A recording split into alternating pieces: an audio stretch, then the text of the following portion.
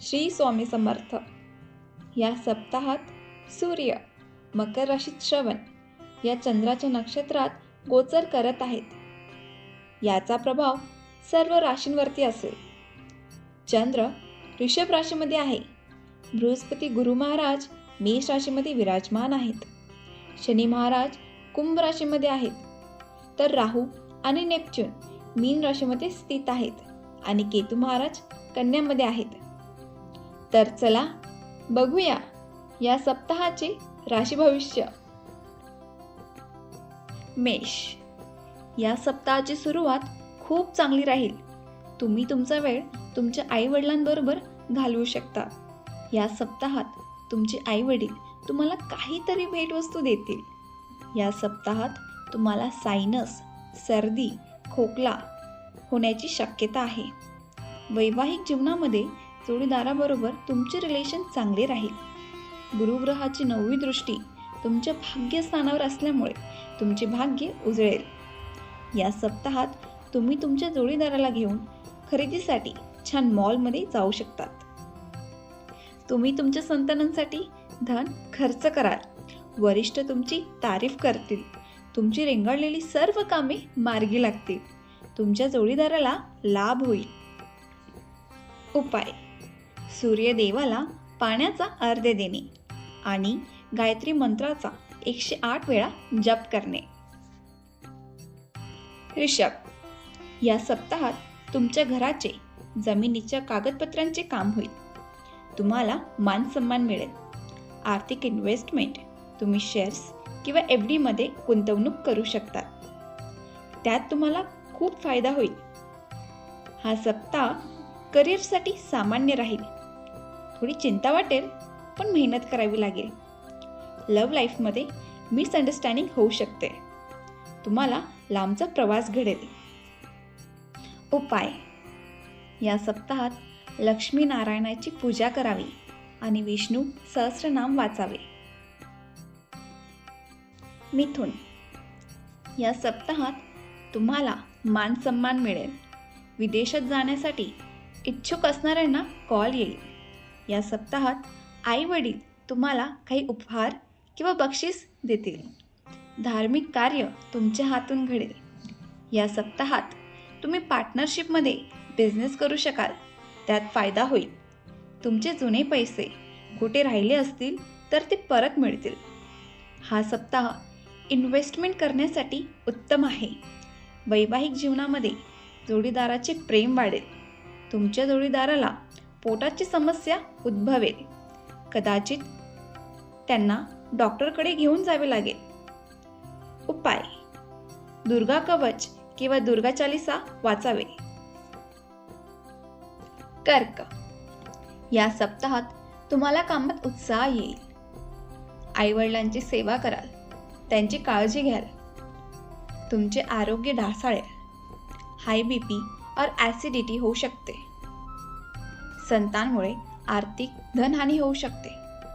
महिलांचा मान सन्मान करावा. बिझनेसमध्ये फायदा होईल.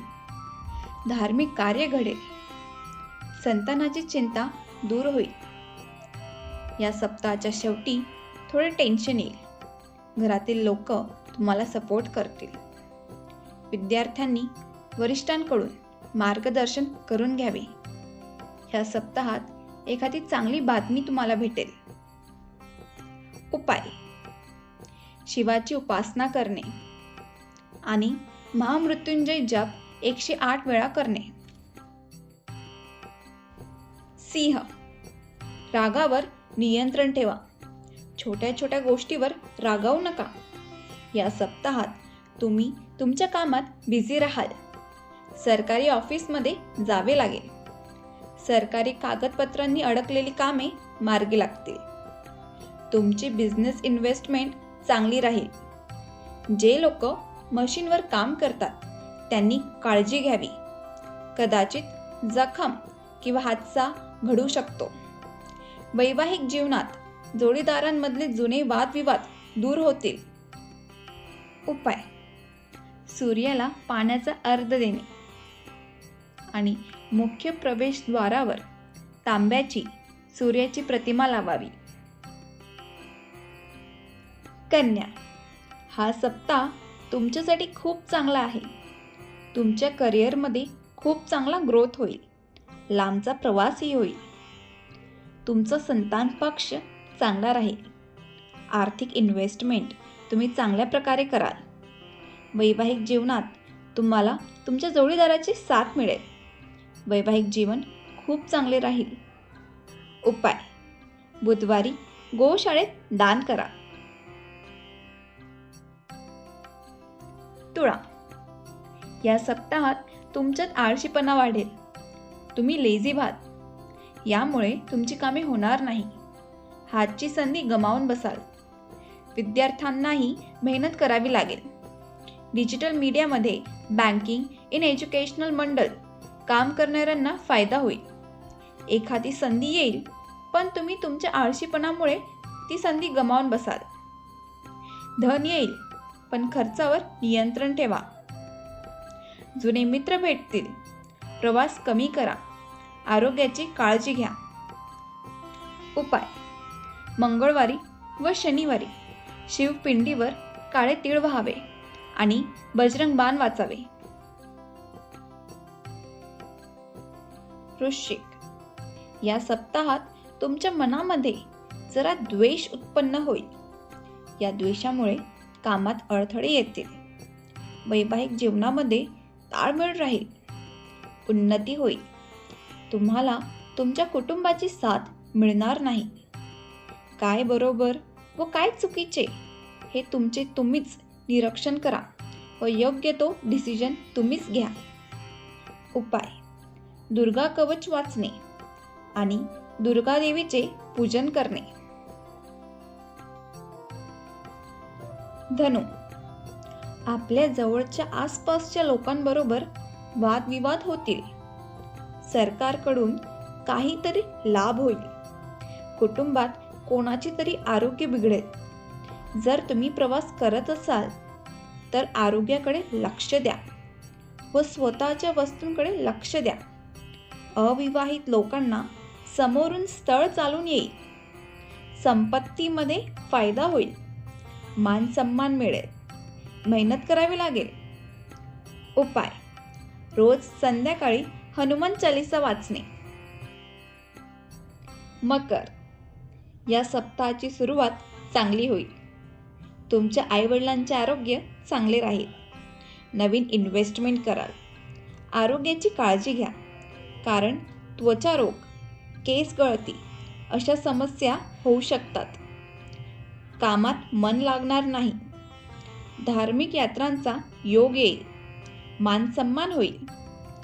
हा सप्ताह चांगला राहील. वैवाहिक जीवन नॉर्मल राहील.